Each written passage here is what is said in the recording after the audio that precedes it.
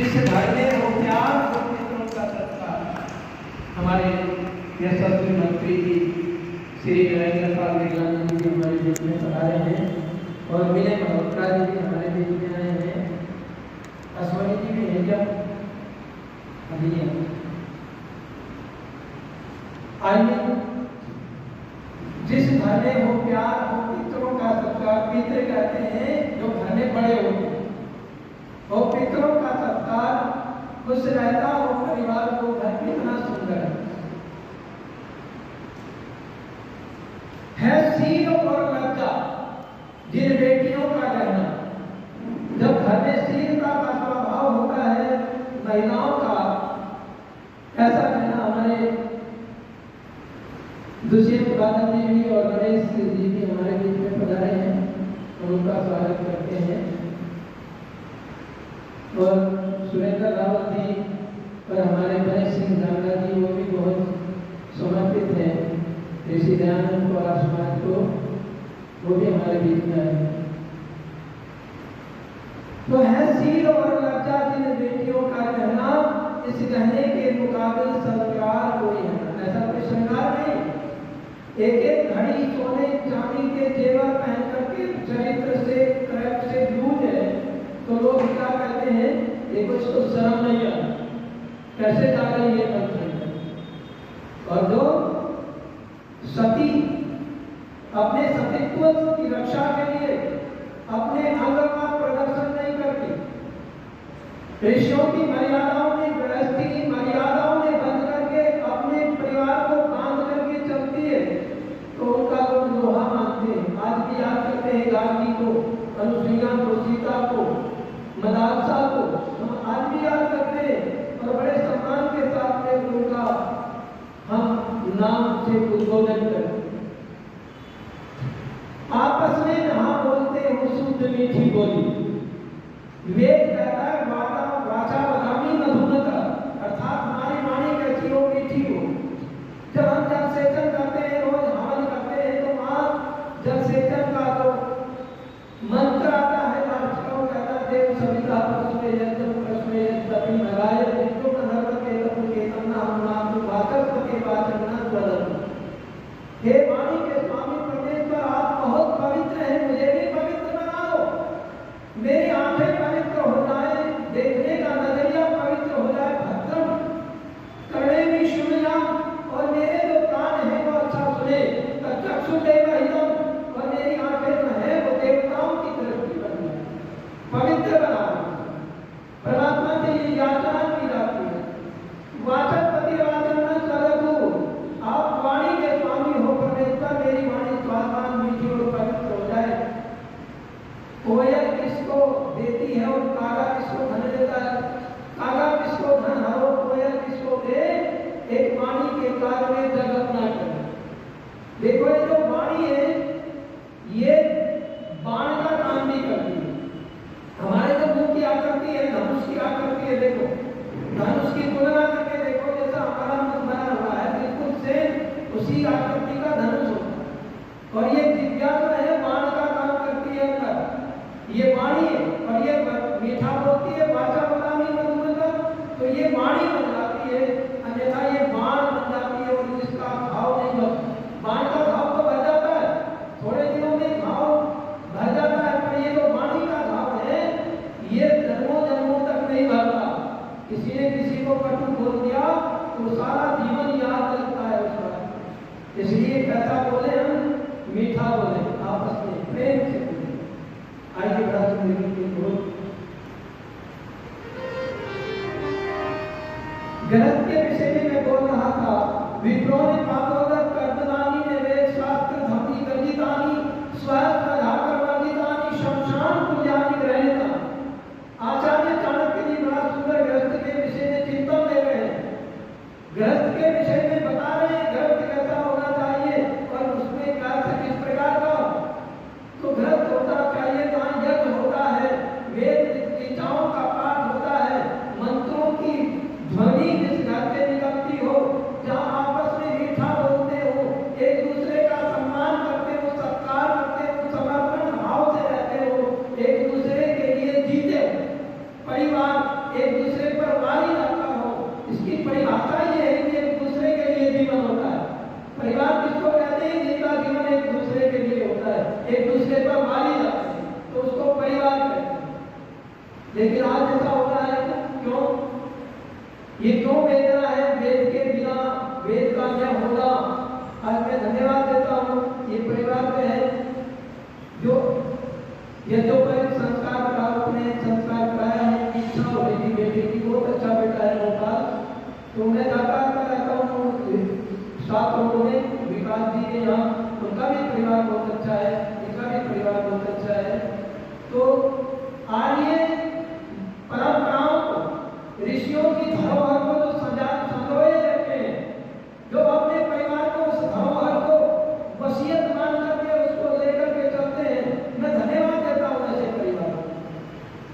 और वे बहुत उच्च कोटि के परिवार होते हैं। आइए हम क्या करते हैं? क्या यदि को हम अपने घर में लाए तो मित्रों ने भागवत कर्तनानी ने वेद शास्त्र धम्मी गीतानी स्वास्थ्य धाकर पंडितानी शमशान पूजा की रहतानी, जहाँ ये वर्णित होता है उस घर को क्या कहते हैं? शमशान कहते हैं। आचार्य चाणक्य जी, दोपहर का समय है, जून का महीना, हाथ में मसाल है और मसाल लेकर के दरवाजों में झांक झांक करके देख रहे, आगे बढ़ रहे। एक व्यक्ति उनके पीछे उनके कोलाहल को देखते हुए, कौतूहल को देखते हुए उस व्यक्ति ने पूछा, आचार्य जी आप क्या कर रहे हैं? दिन में ही मसाल जला रखी है आपने, दरवाजे में अंदर झांक करके देखते, फिर आगे निकल जाते, ये क्या कौतूहल है? आचार्य चाणक्य ने कहा, मैं घर देख रहा हूँ, मैं किसी गृहस्थ को ढूंढ रहा हूँ, मुझे भूख लगी है, मैं चाहता हूँ किसी गृहस्थ से मैं 2 रोटी मांग करके, अन्न मांग करके अपनी क्षुधा को शांत करूं, पर मुझे कोई घर नहीं दिखाई दिया। उस व्यक्ति ने कहा, क्या आपको ये घर नहीं दिखाई दे रहे कि नहीं? तो उन्होंने तब ये बातें कही, मित्रों ने भागवत कर्तनानी ने वेद शास्त्र धम्मी गीतानी स्वास्थ्य धाकर पंडितानी शमशान पूजानी रहतानी। ये तो शमशान है जहाँ वेद के मंत्रों की, वेद ऋचाओं की गुंजायमान नहीं है। श्वास की ध्वनि का जो है घर से शब्दों का सुनाई नहीं दे रहा है। विप्रों ने भागवत कर्तनानी, जहाँ विप्रों के विद्वानों के पैर नहीं पड़ते, जिस घर में घर नहीं होता वह तो शमशान होता है। आइए बड़ा तुम्हें की तरीका है।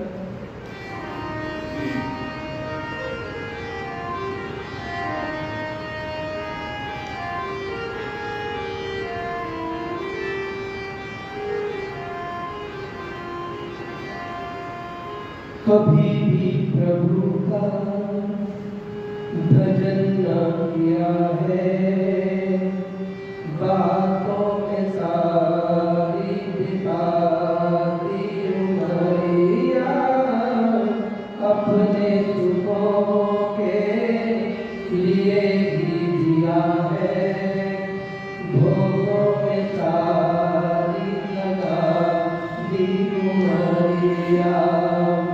कभी भी प्रभु का भजन न किया है, बातों में सारी बिता दी उमरिया, अपने सुखों के लिए ही जिया है, भोगों में सारी लगा दी उमरिया। किया भोग क्या भोग भोग ने तुझको, लिया घेर भोगों के रोगों ने तुझको। किया भोग क्या भोग भोग ने तुझको, लिया घेर भोगों के रोगों ने तुझको। भोगों का विश्व जिंदगी भर पिया है, विश्व पी के नागा गला दी उमरिया।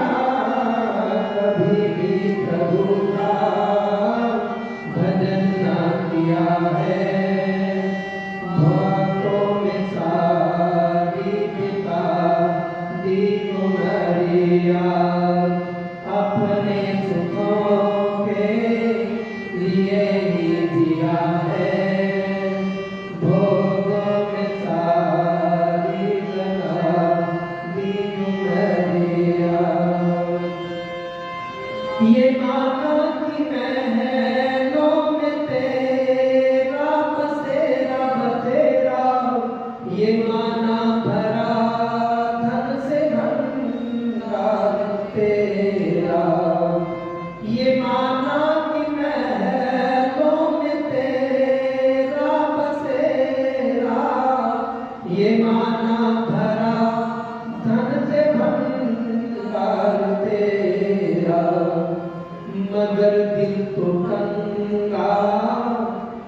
का पा लिया है, नदी दान कोटि कपा दी उमरिया, कभी भी प्रभु का भजन ना किया है, बातों में सारी पिता दी उमरिया, अपने चुनाव के लिए ही दिया है, भोगों में सारी लगा दी उमरिया।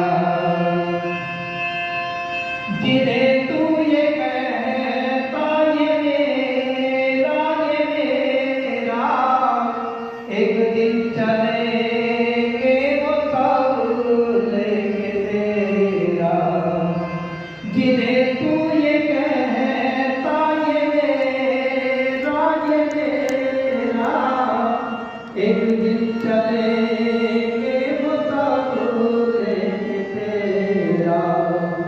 कहाँ रावण की वो हस्तियाँ है, आई मौत को फिर सुला दी उमरिया, कभी भी प्रभु का भजन ना किया है, बातों में सारी बिता दी उमरिया, अपने सुखों के लिए ही दिया है, भोगों में सारी बिता दी उमरिया। किसी गगनंग को कुछ दे सका ना, दुआ दीन दुखियों की तू ले सका ना। किसी गगनंग को कुछ दे सका ना, दुआ दीन दुखियों की तू ले सका ना। जो पहले किया था वही मिल रहा है, जो पहले दिया था वही मिल रहा है, किया क्या जो नादा खपा दी उमरिया, कभी भी प्रभु का भजन ना किया है, बातों में सारी बिता दी उमरिया, अपने सुखों के लिए ही दिया है, किया क्या जो नादा खपा दी उमरिया।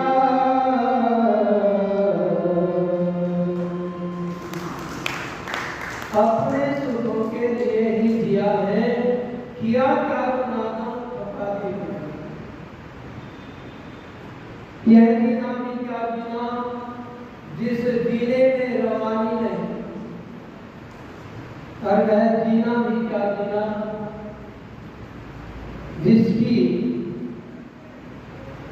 कोई कहानी नहीं। हमारे मिस्त्री और भी से सम्मान करने के लिए बहुत बहुत धन्यवाद। इसी बात को श्री हरि भरतरी जी कहते हैं। महाराजा भरतरी जी जो महाराजा चक्रवर्ती सम्राट विक्रमादित्य थे, उनके बड़े भाई थे, और उन्होंने 3 पुस्तकें ली। पहले तो वो गृहस्थ में थे, अपनी पत्नी पिंगला से बड़ा प्रेम करते थे। उस समय गृहस्थ में रहते हुए उन्होंने स्त्री के सौंदर्य की प्रशंसा करते हुए किताब लिखी जिसका नाम है श्रृंगार शतक। उसमें नारी के सौंदर्य का बड़ा अच्छा वर्णन किया है, और गृहस्थ का उसमें दायित्व का वर्णन किया है, उसको कहा श्रृंगार शतक। फिर उन्होंने गृहस्थ से वैराग्य हो गया, किसी बात को लेकर आप सब जानते हैं, और उन्होंने उससे पहले जब राजा थे तो एक नीति शतक लिखा जिसको उसको नीति राजनीति के विषय में सारा कुछ। और फिर जब वैराग्य हो गया, अपना राज सारा समर्पित करके अपने छोटे भाई विक्रमादित्य को और संन्यास ले लिया। उस संन्यास के समय उन्होंने लिखा वैराग्य समय। तो उस वैराग्य समय का एक श्लोक है, भोगा ने भोक्ता मैंने को भोक्ता, तपो ने तप्तम मैंने को तप्ता, कालो ने यातो मैंने को याता, तृष्णा ने जीर्णा मैंने को जीर्णा।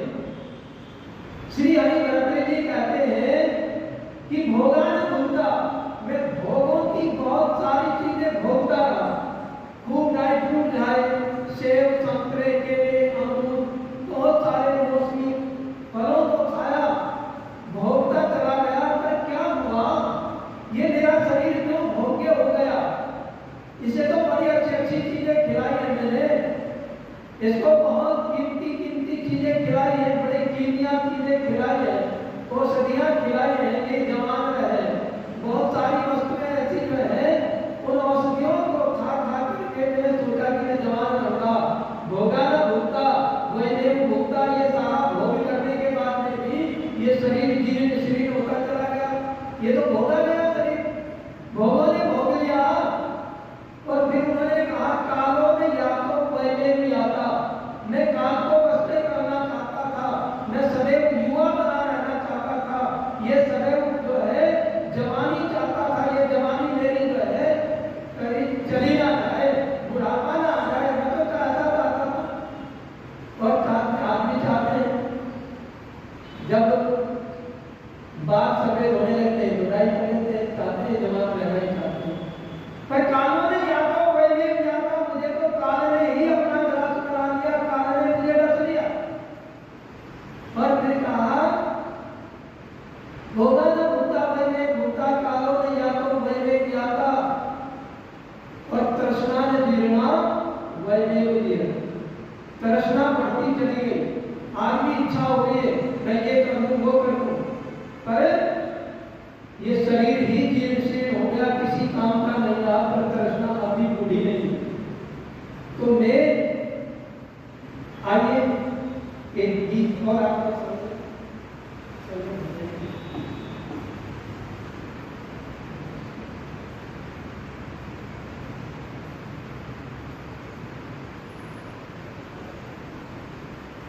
हो गया बातों बातों में पता नहीं चला। आइए सभी का बहुत हमारे प्रणाम दिया है, उनका भी धन्यवाद बहुत बहुत। और सभी का हमारे इमरान साहब का, बाबा जी का जब भी फोन करते हैं जल्दी आ जाते हैं, हमारे राजवीर सोनी जी, और आज का जो परिवार हमारा वियतनाम रहा है, तो उपनयन संस्कार बच्चे का जो संस्कार हुआ है, बहुत अच्छा परिवार है। कहने लगे आचार्य जी यही करा लेते हैं समाज में, आपकी इच्छा है समाज में करा लो या घर में करा लो, हम तो दोनों जगह करा देंगे। तो आपका भी बहुत बहुत धन्यवाद सभी का। ओम शांति अंतरिक्षं शांति पृथ्वी शांति रापः शांति रोषधय शांति वनस्पतय शांतिर्विश्वे देवा शांतिर्ब्रह्म शांति सर्वं शांति शांतिरेव शांति शामा शांतिरेधि। ओम शांति शांति शांति। जो बोले तो है महर्षि देव दयानंद की, जगत गुरु प्रजानंद की, मर्यादा पुरुषोत्तम श्री रामचंद्र की, योगेश्वर भगवान श्री कृष्णचंद्र की, देश धर्म पर बलिदान होने वाले वीर वीरांगनाओं की, भारत माता की, गौ माता का, आर्य समाज, वेद की ज्योति, ओम का झंडा, हमारा जय घोष किरणवंतो विश्वमाली, ओंकार मंगल मूर्ति।